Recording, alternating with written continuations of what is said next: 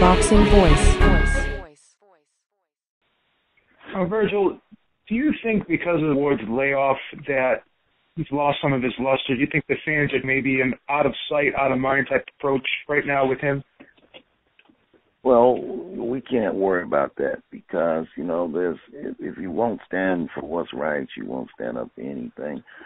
So Andre has his convictions in the particular matter that he's in, and he's still a very young fighter. We do know that he'll be back in the ring again. This is a sport that 2 fights could put you right back where, in the fans' eyes, when you're not away, I don't care who you are.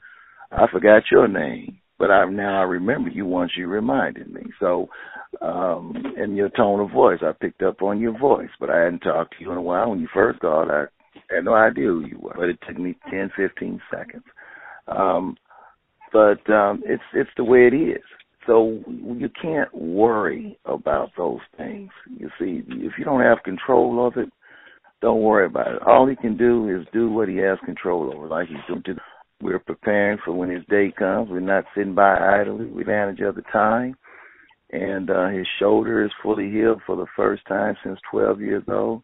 So not only when he comes back will the fans remember him, he's going to come back as a different fighter. And I pity anybody that steps in the ring with him. So, our time will come.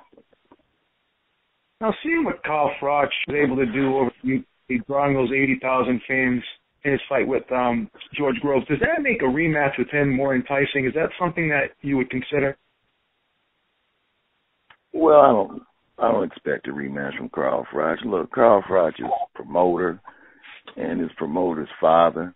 Carl Froch's brothers personally told me that they do not want to fight Andre again. And, it's 80,000. I mean, it took George Groves to make that happen, too. So we need to give Groves credit, too. When Crotch's biggest crowds came, when another fighter came. Other than that, he was fighting in Nottingham. So when Kessler came and he went to the O2, that's because Kessler came. And when Groves first fought, it was England, the UK. What the UK credit for is that their fan base and their knowledge of boxing really surpasses the U.S., and they're passionate about boxing, and they're not biased like U.S. people. They support their fighters.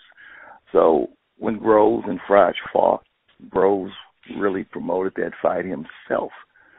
And they drew a nice crowd, and then when you had the controversy in the first fight, that's what set up the crowd. And so you got to give Groves most of the credit because Froch didn't push that fight. Groves forced him into the second fight.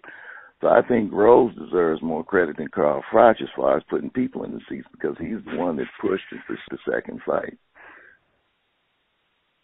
But as far as the rematch with Andre, I don't think that they want that. They're quick to discredit Andre, but about his style of fighting. But we understand. We understand that there's something in you that you realize that there's just no way I can beat him.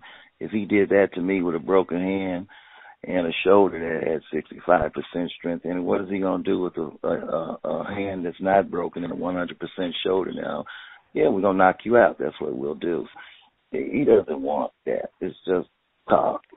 He doesn't want to avenge that loss, and he'll have to live with it the rest of his life. But I can respect that. If you don't think you can do it, don't do it. His fans are in support of him not doing it. They don't want to go through that again. So we don't expect to see Carl Froch. Let's talk about another UK fighter, James DeGale. One of your fighters, Brandon Gonzalez, lost to him a few months ago. What do you think of him as a fighter? Do you think he would be a good potential opponent for Andre Ward down the road? And what do you think the challenges would be in that fight for you guys?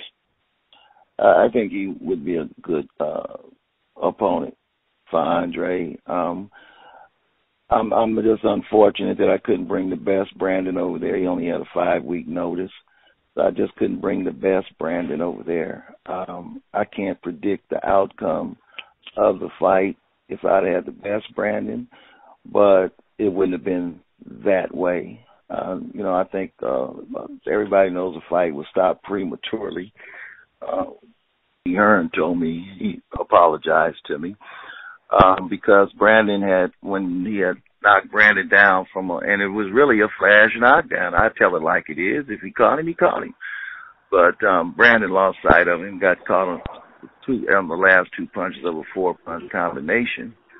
But he got up, and when DeGaulle thought he was hurt, he wasn't. He hit DeGaulle with a left hook and laid his right eye open pretty bad. So right after exchange, they stopped fight for whatever reason. But I'm proud of Brandon because Brandon didn't even start boxing until he was 21. And to get as far as he did is a testament to his determination and grit. And I feel in my best coaching jobs because when you look at people, even Doug Fisher mentioned the other day that he never had being more than a third-tier fighter. So I hope he's taking a little time off now. I still believe he has an upside because it'll be 9 years now that he's been fighting. He's only 30 years old. So, my thing with Brandon is if he has adequate time to prepare, that he can compete with any. Unfortunately, we just didn't have enough time. Then to go across the water 2 days before the fight, that's not good also. So everything was stacked against him, and that's how it turned out. But we would go on. He has enough time in his life and career to learn from that and come back and take it up another level. But I'm very proud of him.